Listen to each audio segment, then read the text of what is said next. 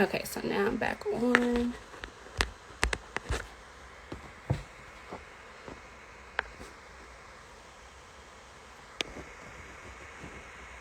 Okay. Thank you guys for coming back in.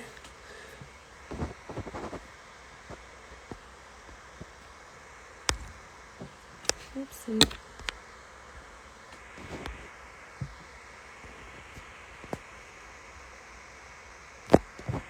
Hey, Naja. Coming in.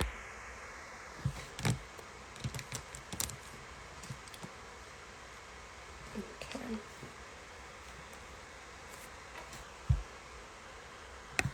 All right. So let's try this again. All right. Yes.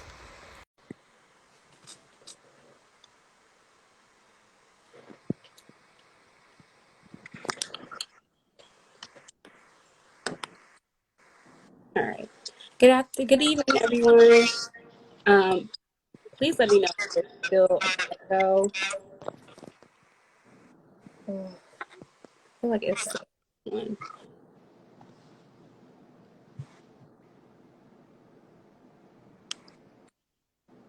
And for those that are, I apologize for the delay. We're going to get started shortly.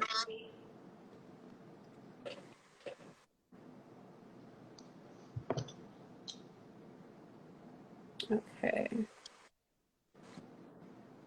Just want to make sure it sounds okay. So you can hear everything. So if someone in the comments can just let me know if it's still like an echo on my end.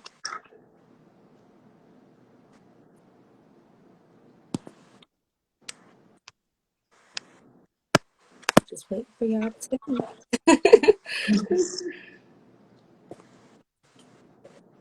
Okay. Hello, everyone that just joined. Okay, so Iman is echoing. I'm not.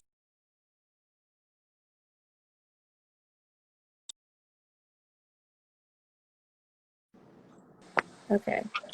Is it echoing now? I feel like we should be okay. No. Echoing. On live earlier today. Okay, so she said it's better. So we can go ahead and.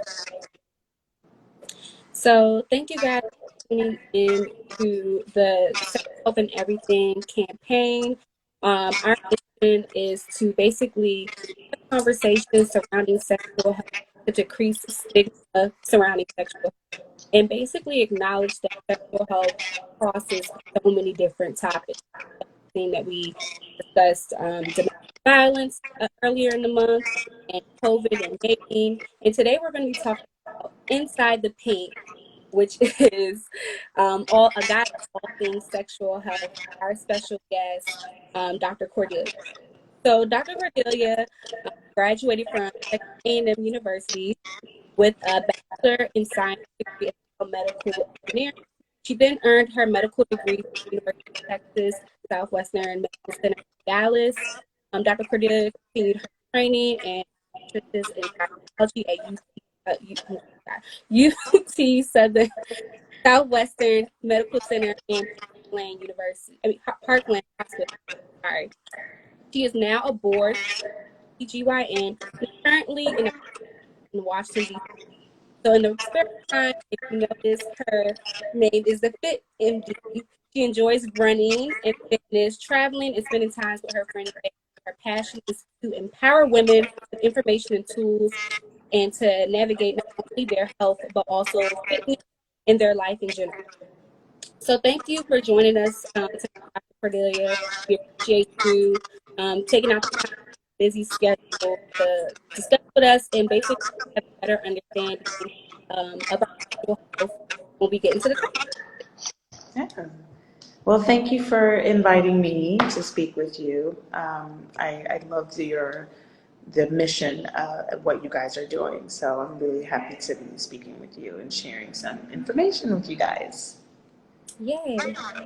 So if you could, for those who are watching, if you can give your vulva, it's, some may call it their vulva, and what would you name?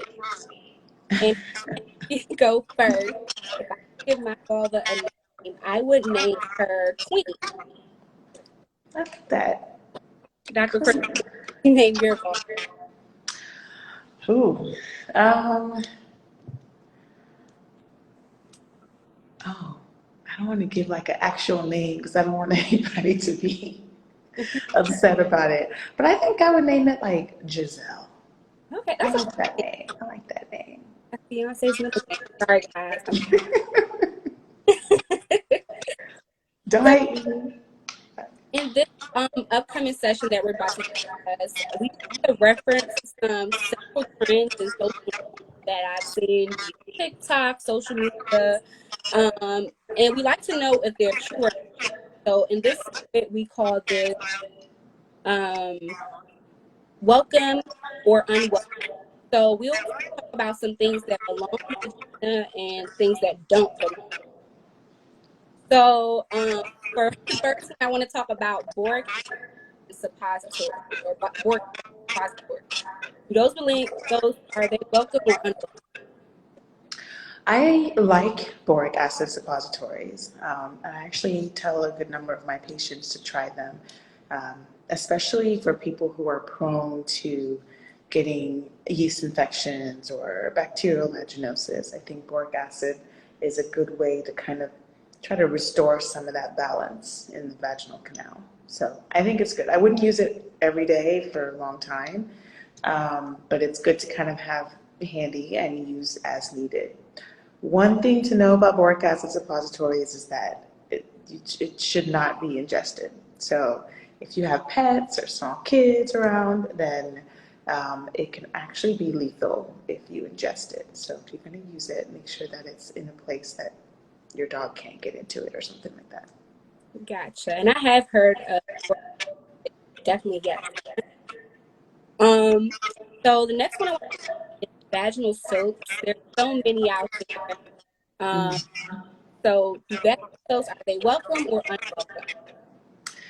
I think it depends. So the vagina doesn't need a whole lot. It doesn't need any like scented or fruity smelling soaps or anything like that. It kind of just does what it needs to do on its own.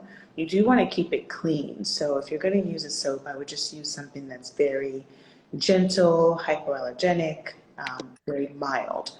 Um, if you're going to use a soap in that area. But generally speaking, um, anything that has a lot of extra stuff in it, I would really just try to avoid because it can be pretty irritating to that area. Okay. And they did say there was a slight echo on my end. That I don't know how to fix. I'm really trying to fix it. Okay. So Sydney did take down the Facebook one because it was a lot of. Okay. So we're just here on Instagram now. So the next thing I want to bring up is facial. That's usually a method after, I guess, the European wax or black Brazilian wax where they try to scoop out the vulva. Is that welcome or unwelcome? Unwelcome. I would not do that. Okay. I think that's unnecessary, and I think that can probably cause more problems than not to do something like that. Okay. Less is more when it comes to the vagina and the vulva. Less is more, definitely. Gotcha. When it comes to young steamy, is that yes or no?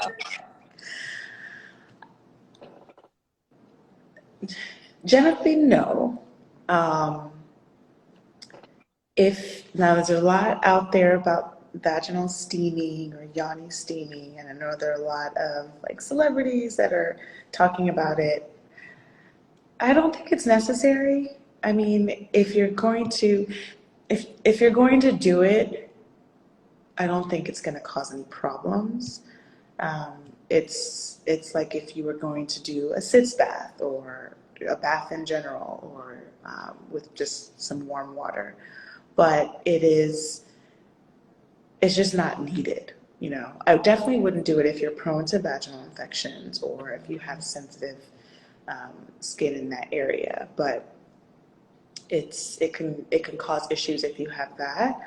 But it probably feels good, just like if you do like a steam facial or something like that. But you don't need to do all that.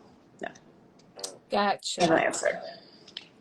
What about yeast infection cream? Say it again. Yeast infection cream, like Monistat. Oh, yeah. I think if you have had a yeast infection before and you know what the symptoms are and you believe you have a yeast infection, it's totally fine to use Monistat. I generally recommend using the longer course because like the 1 day and the 3 day, they tend not to work as well in my experience. I usually tell people to use the full course if you're going to do the Monistat. One thing to consider is that if you're using that and your symptoms are not going away, or if you've had recurrent symptoms and this is not your first time having those symptoms in a short amount of time, I would definitely see your gynecologist because it could be something else, and then you're just using Monistat for no reason and delaying treatment. Um, so generally speaking, you can try the over-the-counter creams, and if it works, then great. But if it's still ongoing, then you need to see your doctor. Gotcha. So the next I would like to bring up is yogurt. It's I've seen that. Eat like in your mouth. Yeah, like Greek yogurt. I think that is the trend on TikTok. Um, and I'll actually bring up another apple cider vinegar. Have some people say put a tampon yogurt and then put it up there, get rid of Oh my gosh. or yeah. No, no, just no. Don't do that. Greek yogurt on a tampon. No. Yeah. It, I think that would make things worse, right? The apple cider vinegar, there are ways that you can incorporate apple cider vinegar that can be helpful. I wouldn't do it in a bath.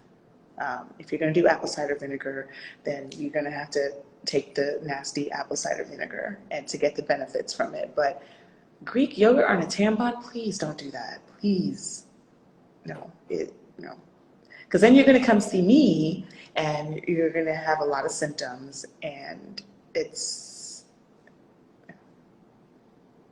Yeah, we have a someone said goodness no. And then naturally stamp that I've heard that before. So the last one I asked for our welcome or unwelcome segment is vaginal melt. Um, this is something that you put inside of the vagina to increase lubrication. Kind of looks like it melts down. Um, that's all I can say, but it's something I have seen on social media.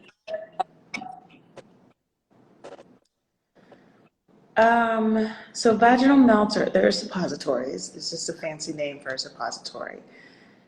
I think it depends on what's in it, right? So there are some things that can be helpful with lubrication, especially if you're looking for more natural based lubricants, like if you want to do coconut oil or something like that.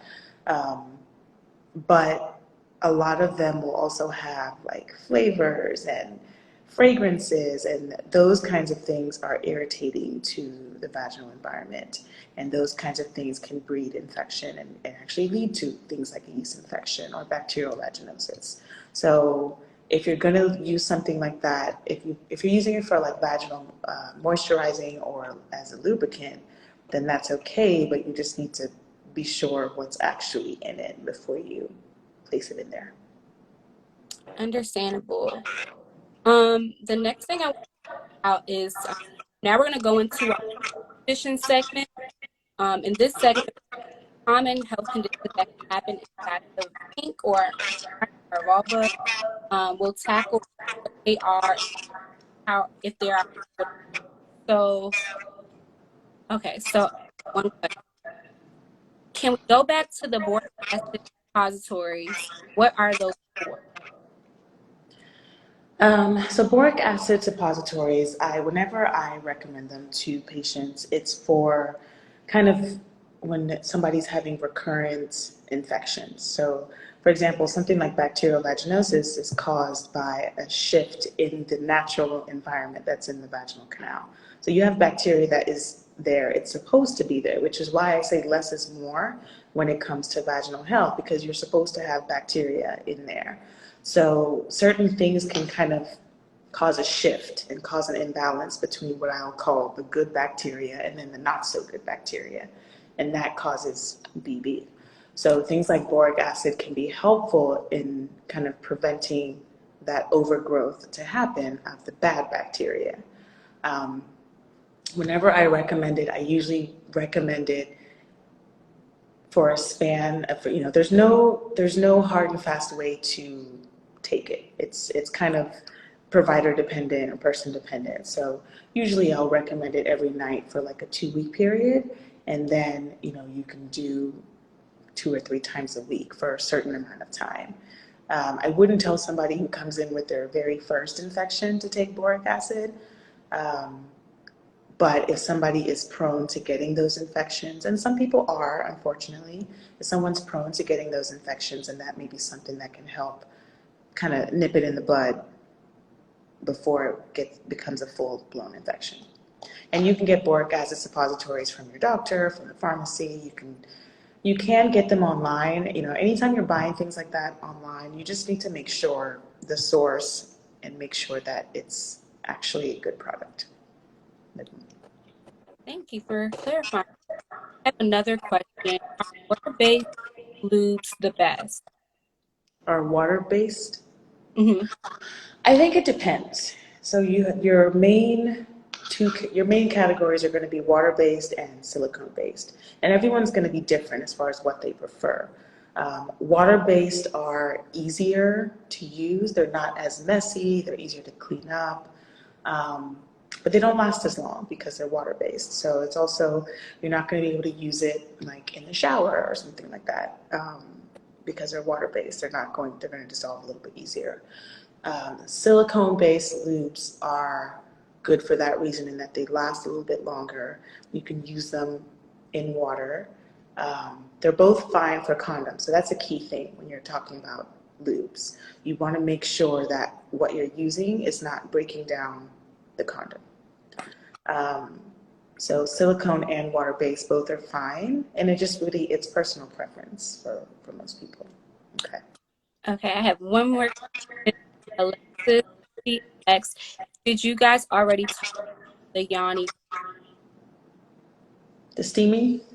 I guess it's the Yanni pearl. Can you guys clarify? I know what a pearl is, but I think it's like a that you put in. Not sure. Alexa, what the Yanni pearl is. We did talk about Yanni steaming, and this will be recorded. I see someone asked that this will be replayable. So we'll wait for Alexa to clarify, but we'll move on to the next segment. The pearls that are inserted. Oh, like the melts. Okay. Like the vaginal melts, right? I don't know specifically what's in the Yoni Pearl. I think it just depends on what is in it. If it's something that, because a lot of times the ingredients that are in it are fine to use, but then a lot of times they also have a lot of added stuff in there that can be very irritating. So I think it depends on what specifically is in it.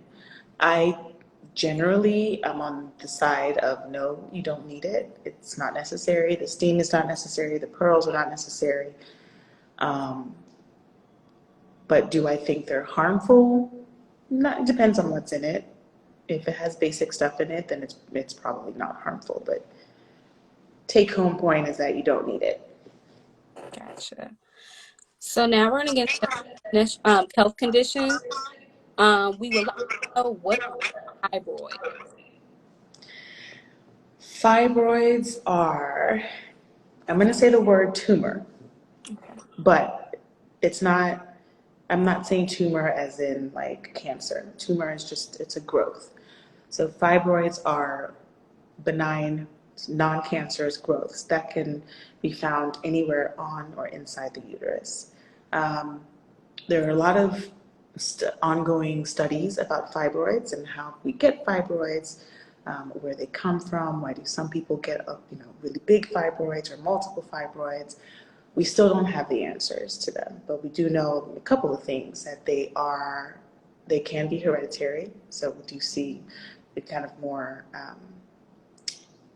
familial associations with fibroids. They can be related to environmental factors, diet, things like that. But there's no one, pinpoint as far as where fibroids come from. So African American women are more likely to have fibroids, and they're more likely to have fibroids that are a large number and a large size and require treatment. So there is an association with that. Now, there's a really big spectrum of fibroids as far as what kind of symptoms they're going to cause, or where they're located, or what kind of treatments are needed. So it's very individualized as far as whether or not you have a fibroid that's small, that doesn't necessarily need any intervention, or whether you have fibroids that need to be removed with surgery. And it just depends on the person. But that's what fibroids are. Think of it like a ball on your uterus. Gotcha. So the next I would like to discuss is PCOS. What is it? Is it avoidable, and screen for it? How do you screen for it? Mm-hmm. So PCOS is a metabolic abnormality. So by metabolic, I mean it's involving like hormones and the metabolic system, things like that. And there are lots of different components of PCOS. On my end, the spectrum, the gynecologic component, PCOS can cause issues with your menstrual cycle. It can cause issues with ovulation and fertility. It can cause issues with skin changes, acne, facial hair, things like that. But it can also increase risk for things like diabetes, or high cholesterol, or heart disease. So it's kind of that whole spectrum. Um, there's no real way to prevent PCOS, right? But there are some things that can help if you are diagnosed with PCOS. There are some things that can help to address the symptoms and regulate those hormones. A lot of times you're going to need to work, it's a team effort, right? So with your gynecologist, your primary care doctor, sometimes the dermatologist, depending on how extensive your symptoms are. So screening for PCOS is really symptom-based, right? So if somebody comes in, that's why it's really important to kind of know your body, know what your periods are like. Are they consistent? Is there a change that you've noticed? Are you skipping months in your periods? Are you noticing, a lot of facial hair in the chin area? So the thing that causes the facial hair and the acne, things like that, are going to be high levels of what we call androgens. And androgens are the hormones that are usually found in higher levels in men, so like testosterone, for example. So women with PCOS may have a higher level of testosterone, and that can, increase that subset of symptoms. PCOS is like a whole textbook chapter of things, so it's hard to kind of go over everything related to it, but the way to screen for it, so to speak, is really by looking at symptoms, and whether or not you meet any of the criteria. So when we diagnose PCOS, there are 3 criteria that we use, and you have to have 2 out of those 3. The first is going to be irregular cycles. Usually it's very unlikely to have PCOS if you don't have irregular cycles. So that's the first thing I ask patients. Do you have a period that comes every 28 days?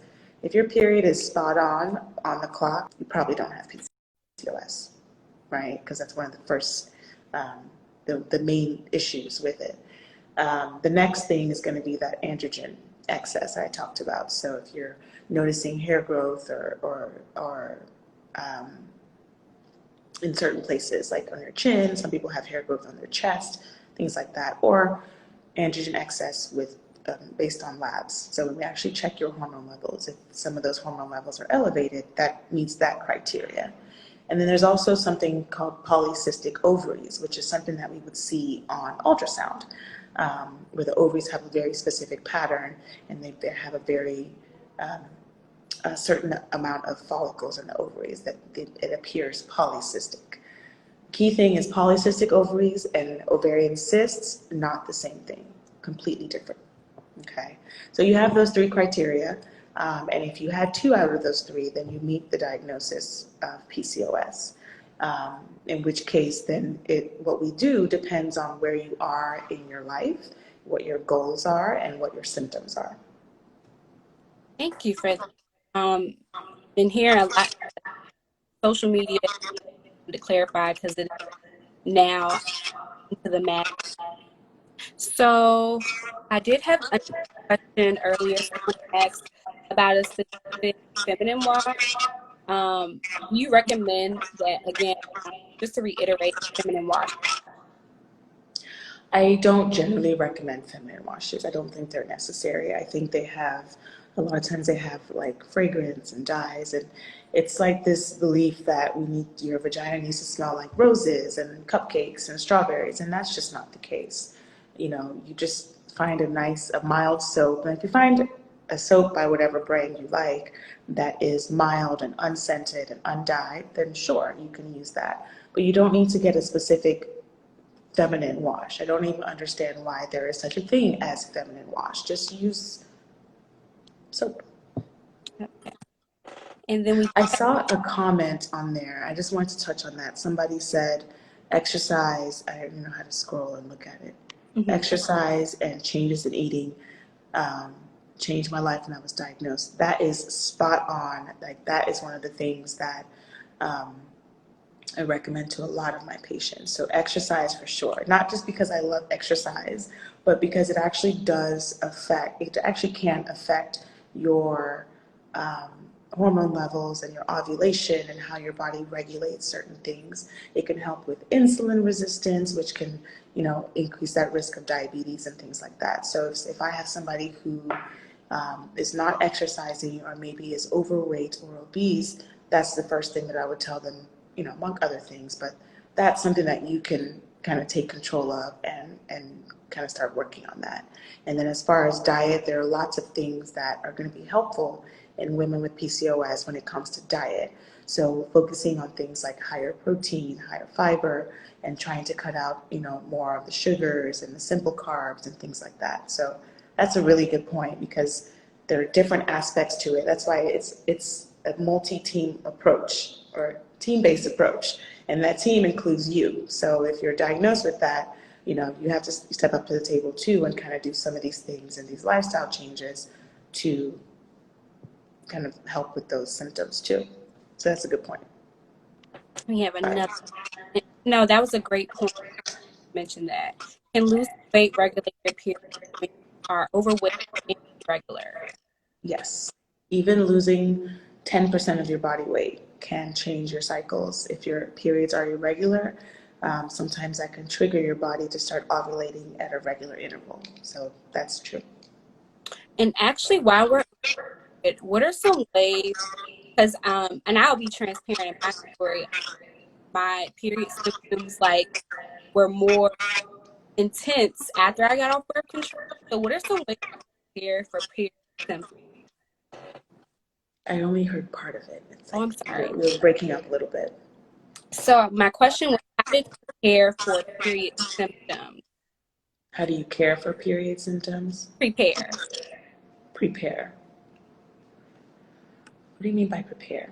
Like cramp, tiredness, fatigue, Mm. um, I So guess. there are a couple of things that you can do for it to kind of help if you know that when you're coming on your period, you have more cramping. One, if you have a significant amount of cramping, I would definitely talk to your doctor because there's cramping with your periods and then there's abnormal cramping with your periods.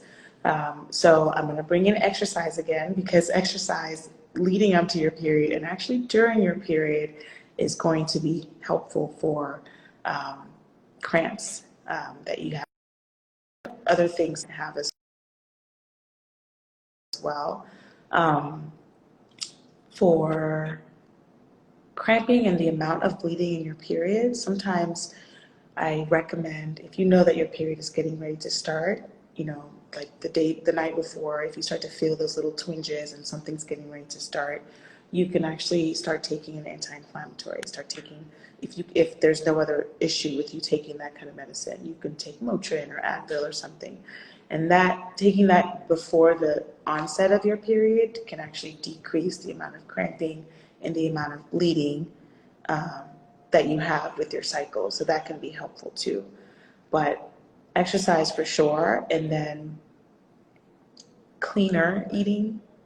That it specifically things like protein, like getting more protein in that week leading up to your period, what we call that luteal phase. I want to talk about HPV and cervical. How often should we screen for HPV? So it depends on your age and your history of your PAPs and history, like other medical history too. But generally speaking, when you're under 30, assuming an otherwise healthy 20-something-year-old, um, your Pap smears, and that's how we test for HPV. When you're under 30, the guidelines don't specifically recommend testing for HPV because HPV kind of comes and goes. So let me back up. So HPV is a sexually transmitted virus that can cause changes in the cells on your cervix, changes in the cells can lead to precancerous cells that can lead to cervical cancer. So we do know that certain strains of HPV can cause cervical cancer down the line. Those are the high risk strains.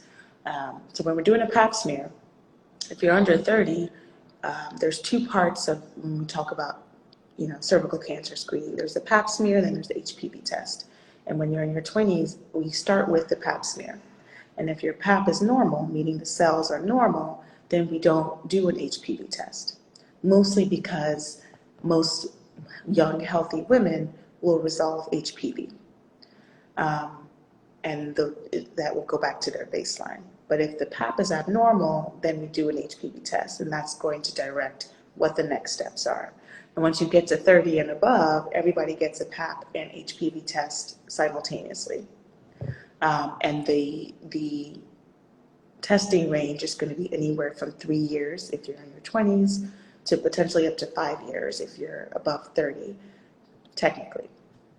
Now, 5 years is a long time, and most people, most of my patients at least, are not comfortable with doing every 5 years, which is fine. I mean, because the guidelines change. First it was every year, then they changed it. Now it's every 5 years, and people are like, wait a minute, I need my pap smear.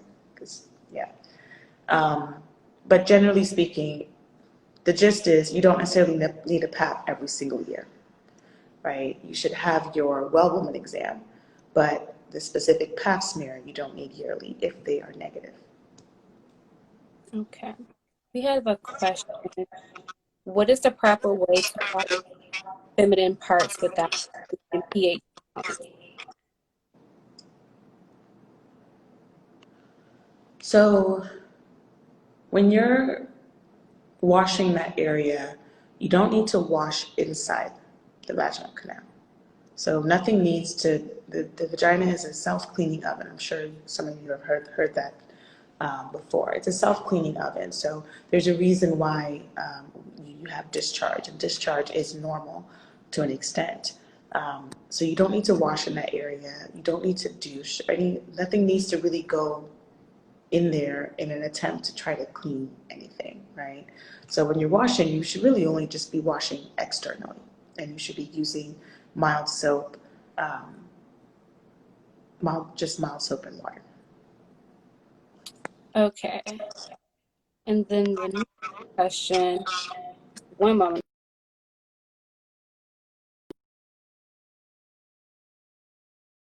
Trying to get rid of the echo. But we had another question. What are the reasons someone consistently has infections after treatment?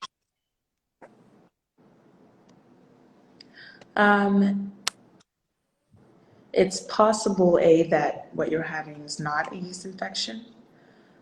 It's also possible that your yeast infection could be from a different type of yeast. So there's the most common yeast, and then there's other more obscure types that are not going to necessarily respond to the treatment the same way. So if someone's having recurrent yeast infections, then generally that either requires a different type of treatment, an extended period of treatment, or some further testing to make sure that it's not a different type of yeast that you're dealing with. Okay. And then we have another question. Do you recommend any types of mouth soap? I don't want to like drop any brand names or anything, but I recommend like a simple Dove soap, not like the fancy, I don't know, they have the different colors and the different, just basic, you can just Dove bar soap. Very simple, very mild, non-irritating, unscented, undyed. That's what I generally recommend. Okay, gotcha. So now we're going to move into conversation you should have in.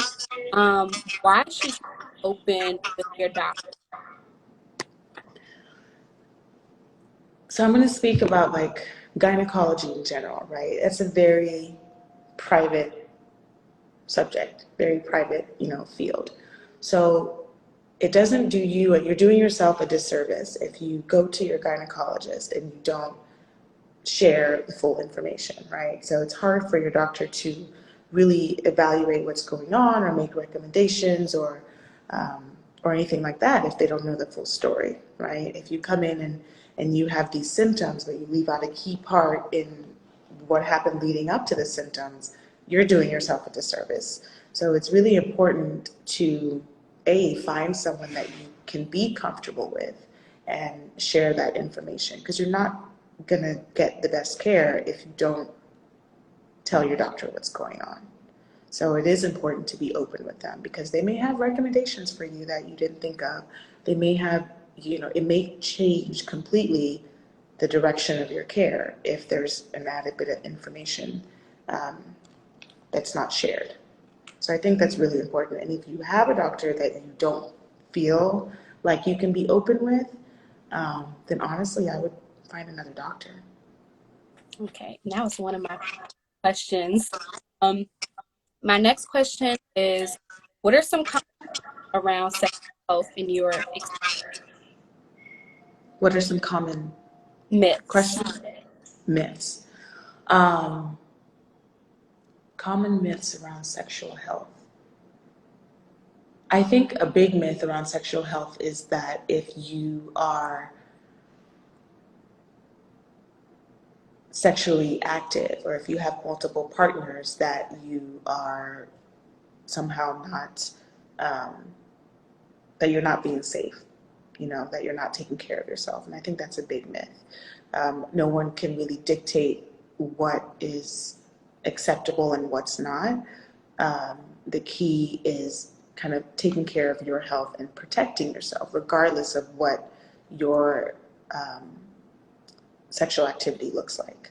So it's about being smart about it and doing what you need to do to protect yourself, regardless of what you're doing. Another myth about sexual health is that, I wouldn't say it was really a myth. That might be true. I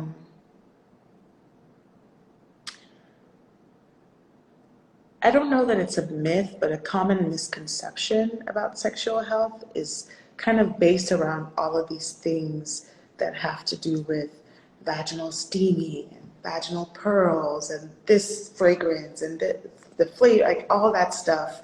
It's a misconception that somehow your reproductive structures need to be altered to fit some mold. I don't know who created that, or I don't know why it has become such a big thing, and why we can't just be like, this is what I was born with, like this is what it is, just let it be. I think that's a huge misconception, and it just leads to more issues than not. I like that you said that. I was reading a book and the author mentioned that in a sense that vag shaming. So that was her vag shaming. Yes. Vag, say that again? Vag shaming? What I'm saying. Vag shaming. Yes, vag shaming. Like somehow like you need to smell like strawberries and roses. Like no, that's not normal, right? That is not the intention. So I like that term. We should stop doing that. So, question is from a doctor's perspective, what does it mean to have sexual Good sexual health is kind of going back to what I touched on. Good sexual health is knowing your body, understanding your body, and taking care of your body. That's how I feel sexual health is. And that is kind of on all aspects. So I tell my patients all the time, like, you know your body. So you know what it's used to doing, what you're used to seeing, and when you feel off. You know, I get patients that come in a lot and they say, it just doesn't feel right. And that tells a lot, because you know what your body is used to doing.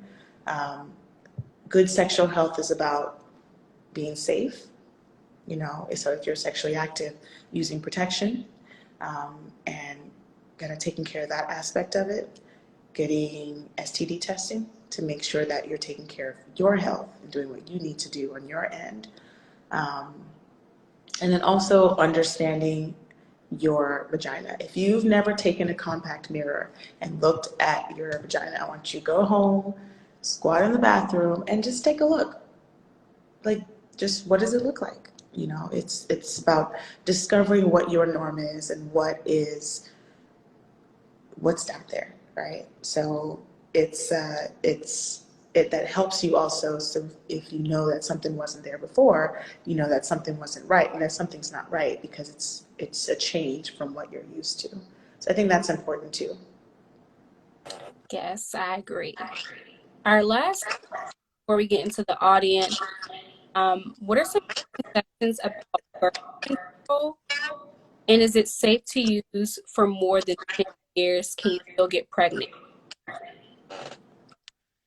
I think that is the biggest misconception about birth control, that taking birth control is going to cause you to have fertility problems after you stop. The reason it's a misconception is because birth control is used a lot of the times not just as birth control. It's used to treat other things, other issues, PCOS, endometriosis, and when people are just not ovulating, people are not having periods, things like that. So it's used to treat all these other things. But the thing is, those things they don't go away because you're on birth control, right? Birth control treats the symptoms. So when you come off the birth control, those things are still there. The PCOS may still be there. Endometriosis is still there. So someone being on birth control doesn't mean that when they come off, somehow their reproductive organs are not working anymore. Being on birth control doesn't, even if it suppresses your ovulation, it's not somehow saving your egg count. You're still, as you get older, your fertility is still going in that direction. And those changes are still happening as you get older. So I think that is a misconception about birth control. I think birth control is great when needed, right? Because what's the flip side? An unplanned or unwanted pregnancy. So if that's not in your plan, then whether it's birth control pills or condoms or a diaphragm or whatever floats your boat, if your plan is to not get pregnant, or that's not something that you would continue with or be happy with, then I would suggest doing something to prevent it. I think there's too much out there to prevent pregnancy to not explore those options. But no, I don't think birth control causes problems getting pregnant, and I don't think being on it for any number of years is going to somehow cause you to be infertile. Thank you for that. One last thing. What is the between a healthy lifestyle, vaginal, and mental health? I think they're all intertwined. They're all intertwined because it all has to do with, I mean, we can break it down to, you know, the hormones and serotonins and endorphins and all of those things, but those are all intertwined because if you take care of your body by eating, like feeding it what it needs, you know, exercising, giving, if you take care of your body, it's going to in turn, I don't want to say take care of you because that's cliche, but it's true, right? You feel good when you eat well. You feel good when you exercise. You feel good when you do these things because they're all related. Like the way the brain works and the hormones that the brain releases, all of those things are related to what we're doing, what we're putting into our bodies, whether it's food, whether it's um, um, things that are not so good. You know, it all joins together. Mental health is related to physical health, right? If you've ever been really sick or have a chronic medical condition or you know, those kinds of things, and that can affect your mental health. I mean, we see how your period and your menstrual cycle can affect your mental health. So it's all related. So I think it's important to, and I always tell people this, control what you can control, right? So if you can control how you're eating or how you're exercising, what you're putting into your body, what kind of energy is around you, all of those things are important. So focus on the things that you can adjust and the things that you can control, because down the line, it's all going to be related. I'll give an example. There's a reason why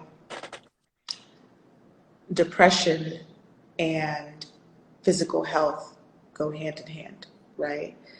There's a reason why sometimes you see people who have end stage illnesses and their their their mindset or their mood directly affects how their body is doing, right? And vice versa. So I think it's important to not neglect any subset of that. You have to take care of your body as a whole. And that's the best way to maintain overall health. Okay, and we have one last question submitted. Are there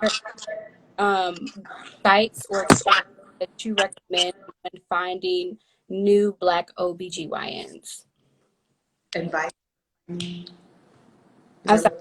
It said, are there any sites or guides that you would recommend when finding a Black OBGYN to be their doctor? Well, to be their doctor, I guess. There's a newer site that I've come across. It's called Health in Her Hue. And I really like the idea behind it because it's not just OBGYN, it's all specialties, but it's a good start. Um, that's really the only one I know of that is specific to that, for finding other Black doctors or Black OBGYNs. I definitely think, you know, there's always word of mouth and you know, talking to your friends and seeing who they go to. Um, but aside from that, you know, it would seem like there should be something larger to help find that, but not that I know of. If you Okay. guys let me know. Um, but definitely Health in Her Hue. I have had people who found providers through that network that they're happy with. Therapy for Black girls. I know it's not OBGYN, but that's a good network too to find providers Black providers for mental health. But those are the main ones that I know of. Thank you. And then we have a last question from the audience. How do you feel about probiotics for vaginal health? All the time. I recommend them, especially for women who have recurrent infections or recurrent BV. And probiotics, you don't have to take a probiotic every day for the rest of your life, right? You can take it for any subset of time. You can take it for a month, take it for 6 months. Um, that I would recommend. I think that's helpful for vaginal health. Now, if you're going to do Greek yogurt with probiotics, that's good. Like if you're going to eat it, you can do that. But any women's probiotic supplement would be helpful too. And I was actually just about to ask about that.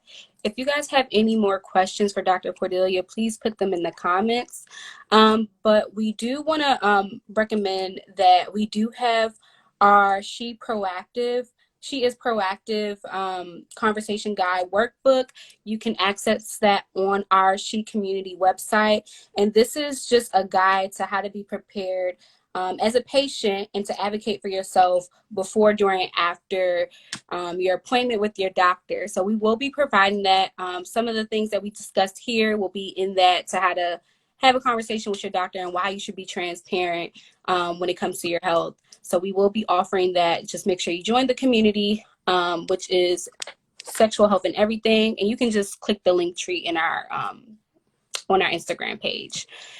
Is there any last advice that you would like to give us, Dr. Cordelia? My last advice would be to mostly don't neglect your reproductive health. So if you haven't been to a gynecologist, I don't care if you've never been sexually active before. That's not the only reason to go to a gynecologist or to have a well woman exam. So it's really important. Prevention is so much easier than treatment. So if you haven't been to the doctor in a while, go ahead and find a doctor that you're comfortable with. Again, you have to be comfortable with them so that you have that relationship, because that's so important. Find a doctor that you're comfortable with. Go for your well woman exams, your physical, and just make sure that everything's doing what it's supposed to be doing, right? And then my last piece of advice, I said it before, I say it all the time: know your body, know what is normal for you, and when something is off, when something is not normal, especially if it's an ongoing thing, you need to see somebody. You need to check it out, because it could be something that's not benign. It could be something that's much more serious. So don't put it off. Take care of yourself, take care of your body, take care of your overall health, because you got to be your own advocate. No one's going to do it for you. Yeah.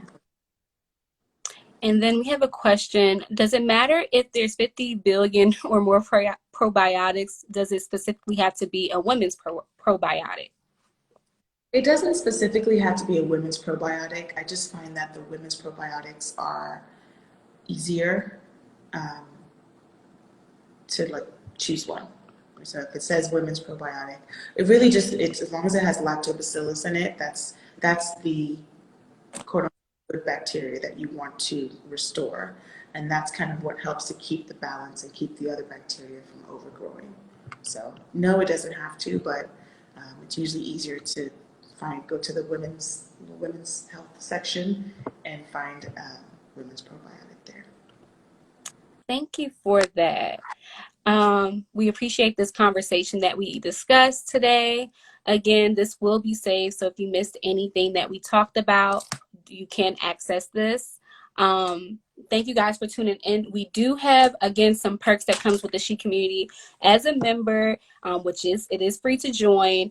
You will have access to some of the notes that we have right after the conversation. You do get some things mailed out to you, such as a lovely mask that we all should be wearing during this time. It's getting cold, so we do have some lip balm, water bottle, and then also a lanyard for your keys. and then some pamphlets about our program. So please join the community. It's free. We're talking about all things sexual health. Join us the next month with Dr. Donna. We're going to be talking about celebrating our sexual bodies, being sexually confident, and yeah, I cannot wait for this conversation. And thank you again, Dr. Cordelia. This was great. Thank you for having me. Thank you guys. All the questions were really good. All right. Have a good one. You guys have a good evening. Bye-bye. Okay, so